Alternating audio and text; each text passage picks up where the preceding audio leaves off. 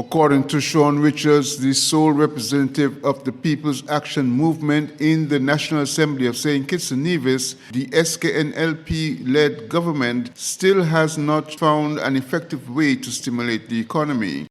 At a 19th March press conference of the People's Action Movement, Richards described the economic situation as, quote, dire, pointing to the recent Article 4 consultation from the International Monetary Fund, the IMF. With regards to the economic situation here in the Federation of St. Kitts and Nevis, I think that we can all agree that we are in a dire situation here in the Federation.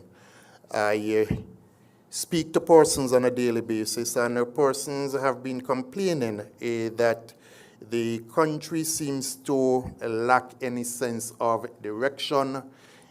Economically, there really is nothing happening within the Federation. The tourist season is coming to an end, and only God knows what is going to happen thereafter. I think you would have seen the recent IMF report, which has raised the alarm in terms of where the country is heading. That particular report, for example, pointed out that the public debt is increasing, which means that the government is borrowing more and more money to meet its obligations to provide basic goods and services.